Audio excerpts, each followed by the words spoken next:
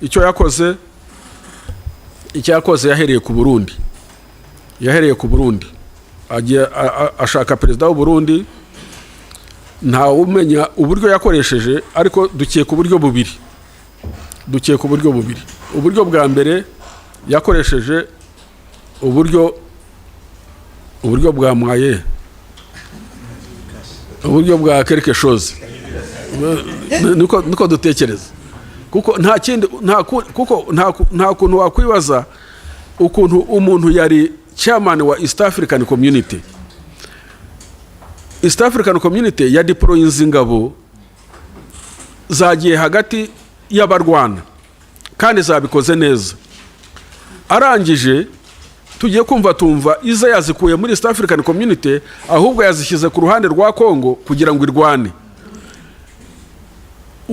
uko byagenze buri muntu wese yabyibaza niba atari quelque chose ariko cyane icyarimo kiremereye cyane ni intambara y'ubwoko ni intambara ya ideology ni intambara ya ethnicity we yagiyemo aje kurwana intambara y'ubwoko nicyo cyumvikana kuko n'ingabo ze yazanye n'imbonera kure n'ibindi byose so ubwo Burundi bwikuye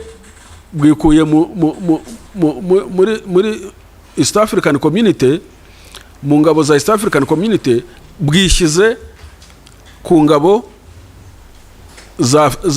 za DRC kurwana urumva uwari chairperson wa East African Community uwari warafashe icyemezo kimwe n'abandi ko hagiye kuba ceasefire hagiye kuba inzira y'amahoro ni nawe noneho ufashe ingabo za azikura muzatangaga amahoro azishyize mu zirwana ntabwo byumvikana aho ngaho niho ikibazo cyabereye Rudobi abarundi baje kurwana intambara ya ideology ya genocide kandi baje muri coalition ya FRDC iri mu FDLR ubwo urumva abarundi baje gufatanya na FDLR ubwo intambara cya kibazo cy'u Rwanda twigizagayo ko avuga ngo turakora defensive measures ubwo menace cyangwa threat yari kuri iyi level izamutseho indi level menace irazamuka ubwo abarundi baraje Tshisekedi ageze aho asaba ingabo za East African Community kumurwanirira kandi ingabo za East African Community zo zari zaraje gucunga amahoro ntabwo zari zaraje kurwana kandi amahoro zari zayacunze mu mezi 7 zamaze nta mirwano yabaye zari hagati ndetse yagaragaye no kuri video rimwe mu Bujumbura mu nama y'abakuru b'ibihugu amenasa umuyobozi mukuru wari uyoboye izo ngabo za East African Community wo munyakenya amumenasa amutuka ngo kuki atarwana Tshisekedi ageze aho ngaho ingabo za East African Community azirukana ku butaka bwe ubwo ariko icyo nacyo mu gisesengure neza Tshisekedi na Congo DRC ni members ba East African Community icyemezo cyafashwe cyo kudeploying ingabo za East African Community cyafashwe n'abakuru b'ibihugu ba East African Community nawe ni member wa East African Community icyemezo cyafashwe n'abakuru b'ibihugu agihinduye wenyine ingabo zirukanye ku giti cye wenyine ntababajije ntababwiye arabirukanye aho ngaho naho iyo abantu basesengura na international community yiza kuvuga isakuza ibyo ngibyo byose irabyirengagiza ntabyo uvuga Tshisekedi yirukanye ingabo za East African Community zose ziratashye zirahambiriye ziragiye abagande baragenda South Sudan iragenda Kenya iragenda abarundi bo baca ruhinga nyuma bisangira ingabo za Kongo bahinduye umwambaro wa mwambaro wo gutanga amahoro barawuhinduye bagiye mu mwambaro wo kurwana impamvu yo kurwana ubwo mwayumvise ni genocide ideology ni quelque chose ni byose nta kindi so ubwo rero Tshisekedi arwanisha abo ngabo arwanye M23 handi bari barayirukanye barayishubije inyuma irahamukura ahubwo iramusunika imwigiza imbere n'abarundi barananirwa. Imwigije imbere Tshisekedi ajya gushaka andi maboko, ajya mu bazungu, ajya gushaka mercenaries, abacanshuro bava muri Romania, ngira ngo muri Georgia, Ubufaransa, sinzi n'ahandi, ariko abenshi bari abaromaniya. Ashaka abacanshuro. Nk'uko nabibabwiye, phenomenon y'ubucanshuro muri Kongo ihera muri za 60. Ni phenomenon ihoraho. Iyo bagize ikibazo bitabaza ibindi bihugu cyangwa se bakitabaza abacanshuro. Wari wabona abantu badahindura ibyo wakoze muri 60 ukabikora muri 25. Muri 60 bahamagaje abamoroko, bahamagara abacanshuro. Abamoroko nibo bagiye kurwana muri Katanga, abacanshuro ba Shekaramu nibo barwanye muri za Kisangare no muri burasirazuba bwa Kongo. No muri 25 uracyahamagaza ibihugu kukurwanira, uracyahamagaza n'abacanshuro. Abacanshuro bananiwe muri za 60 bashobora muri 25. Ubwo azana abacanshuro biyongera ku Barundi, bararwana, M23 irabasunika. Ubwo FDLR yose barayizanye, baratraininga. FDLR iratraininga. Mumenye ko FDLR traininga, hari abibaza ngo FDLR ngo imbaraga za FDLR ziri hehe? Imbaraga za FDLR ziri muri ideology. Ziri muri ideology yayo. Uko baba bangana uko ariko kose, mu gihe ideology yabo iri ya genocide ideology, ntabwo wavuga ngo nta mbaraga bafite. No, genocide ideology nubwo yabifitwe n'umuntu umwe cyangwa babiri, baba bari dangerous, baba bifite ubukana bukomeye cyane. N'abayitangiye muri za 50 bukara gatsiko k'intiti zitageze muri 6-7, ariko 94 miliyoni zishe zindi. So ntabwo rero wavuga ngo FDLR. Ubwo Tshisekedi azanye FDLR, azanye Abarundi, azanye mercenaries.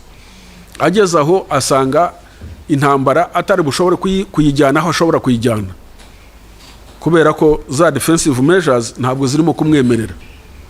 Noneho ajya kwitabaza andi mahanga, ajya South Africa, ajya Malawi, ajya Tanzania, azana izindi ngabo ziswe SAMIDRC. Ahangaha muhumve neza, mwongere mubone uruhare rwa international community. Impamvu international community idashobora kuba umwere muri iki kibazo cya Eastern DRC, ifite icyasha ariko ifite na record iri criminal. Kuko ubwo buri mwaka UN group of experts, izi mpuguke za UN zihora ziza kureba ngo ibikorwa by'u Rwanda, ibikorwa by'imitwe yitwaje intwaro, baratanga amaraporo agaragaza neza ko FARDC, umutwe w'ingabo za Kongo, za leta ya Kongo, ukorana na FDLR. Bagatanga n'amazina y'abantu, y'abakomanders bakorana nabo, bakabavuga, ntabwo babihakana. Barangije umuryango w'abibumbye ufatiye SAMIDRC, iyi Tshisekedi yazanye, irimo SADC, ingabo za SADC, harimo Tanzania, harimo Malawi, harimo na South Africa. Baza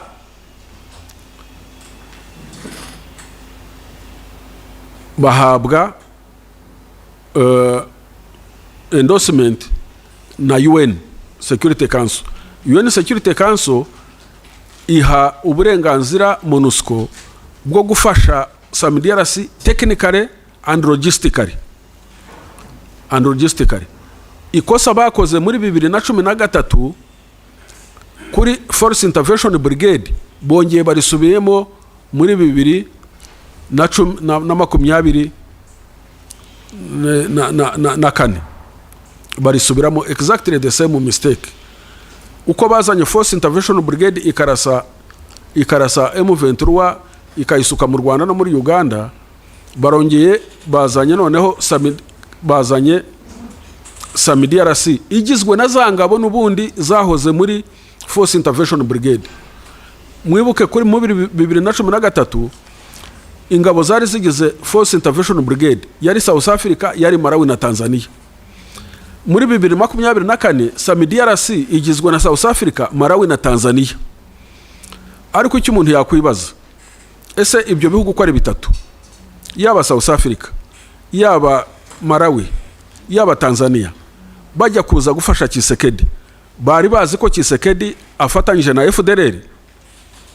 Icyo umuntu yakibaza ni yes, bari babizi. Ntabwo kuko ni ibintu byavuzwe, u Rwanda rwarareze, mu nama rwarareze, mu nyandiko rwarareze, muri UN rwarareze, ahantu hose. Ni ukuvuga ko yaba Tanzania, yaba Malawi, yaba South Africa yaje gufasha ingabo za Kongo, bazi ko ingabo za Kongo zifatanyije na FDLR. Ni ukuvuga ko nabo baje gufasha FDLR. Murumva aho ikibazo kibera komplike, naho ngaho ikibazo kigenda kikigobeka kigasobekeranya.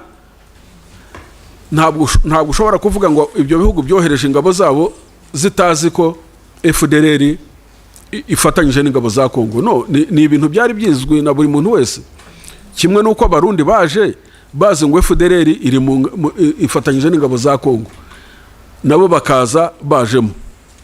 So mu gihe rero SAMIDRC ije, MONUSCO cyangwa UN igaha MONUSCO mandate yo kuyifasha technically and logistically, kandi baje gufasha ingabo za Kongo, kandi ingabo za Kongo zifatanyije na FDLR, ya level ya threat, ya level ya menace, ya level y'umutekano muke y'u Rwanda yari wenda kuri iki gice, ubu ngubu irazamuka igera hejuru, kubera ko no muri iyo minsi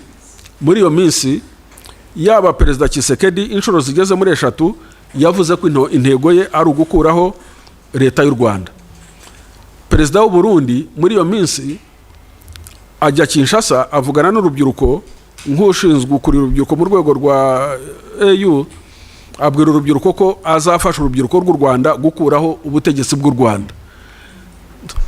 Mu gihe Tshisekedi avuze ko azakuraho ubutegetsi bw'u Rwanda, Ndayishimiye akavuga ko azakuraho ubutegetsi bw'u Rwanda, kandi bombi bakabikora mu buryo bwa gisirikare, bakazana ingabo. SAMIDRC ikaza muri ayo magambo, ikaza ishyigikiye uwo mugambi. Ni ukuvuga ko menace ku Rwanda yahise izamuka. Uko yazamutse ni nako u Rwanda ruzamura defensive measures.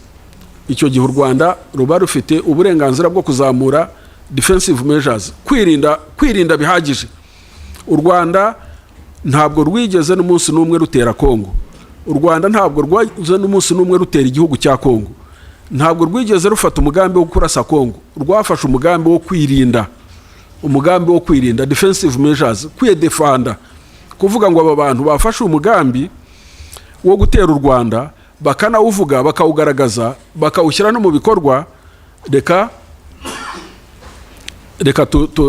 dufate ingamba zo kwirinda. Ubwo intambara barakomeje, M23 Tshisekedi uko ayirasa ngo arashaka kuyitsinda, ahubwo ikamutsinda. Mu ntambara bigenda biti, mu ntambara ku rugamba urapanga gutera umwanzi, uwo wita umwanzi wawe. Iyo umuteye ntumutsinde, ahubwo akagutsinda, utakaza naho waruri. Ni uko urugamba rugenda. Iyo unteye nk'aha ngaha ndi uturutse aho ngaho, nkabona ko aho wari wapanze kunterera niho haguha avantage.